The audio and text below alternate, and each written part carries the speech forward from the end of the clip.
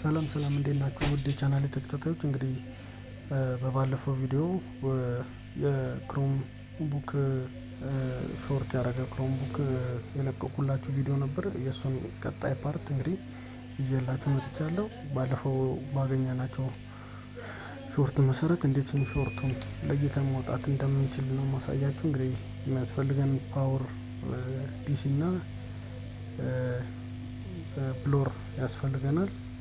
እንዲሁም ተርማል ኢሜጅ ካሜራንም በመጠቀም ሾርቱን በተለየ መንገድ በቀላል ሁኔታ ማውጣት እንችላለን ማለት ነው። ስለዚህ ዲሲያችንን 3 ቮልት እናደርጋለን። ከዛ እንደምታዩት በፓወር ኮኔክተር በኩል ፓወራችንን እንሰጣለን። እንደምታዩት በተርማል እንደሚያሳየን ከሆነ ይኸው ሾርት ፋይንደር ነው ይሄ። ስለዚህ ሾርት ያደረገውን ቦታ ዲቴክት ያደርግልናል። እንደምታዩት ይኸው ፓወር በመስጠት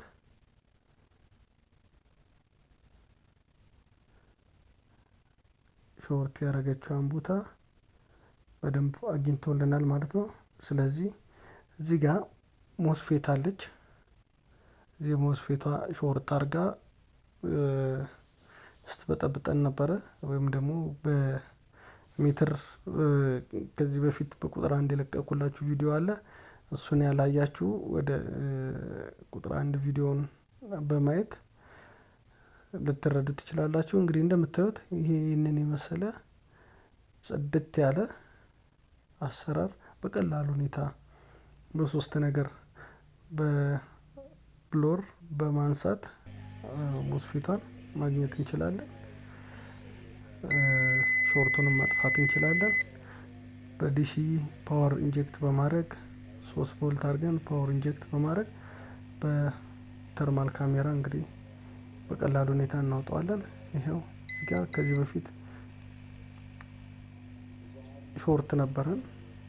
ስለዚህ ሞስፌቷን በማንሳት እዚህ ጋርም ከዚህ ቀደም ሾርት ነበረን በቁጥር 1 የለቀቁት ቪዲዮ ላይ እዚህ ጋርም ሾርት ያሳየን ነበር።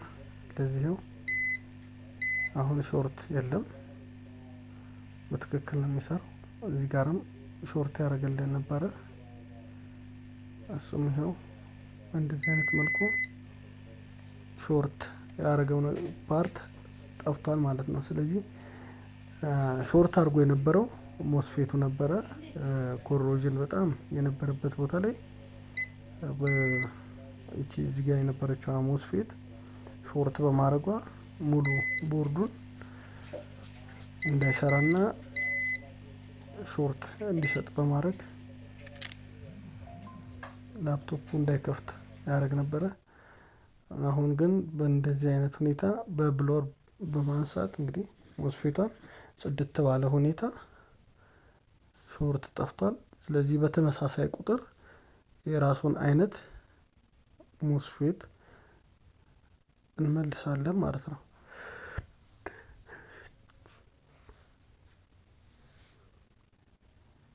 እንግዲህ አንስቻታለሁ ሞስፌቷን።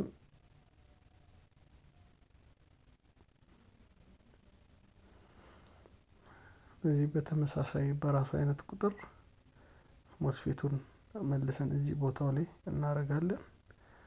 ከዛ ኮምፒውተሩ ላፕቶፑ መክፈትና አለመክፈቱን ቼክ እናደርጋለን ማለት ነው።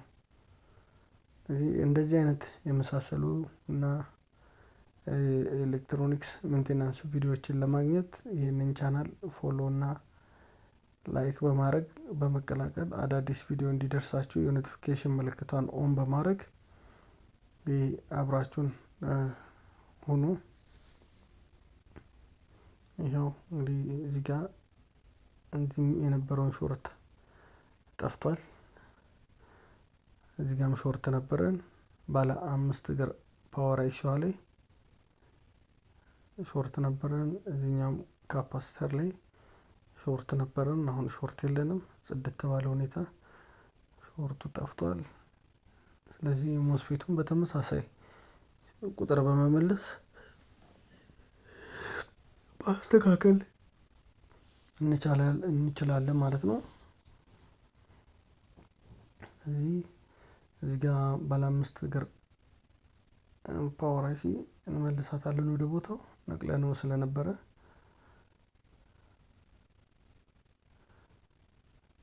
በእንደዚህ አይነት ሁኔታ ጽድት ባለ ሁኔታ ይችን ክሮም ቡክ እንመልሳታለን ወደ ነበረችበት ማለት ነው።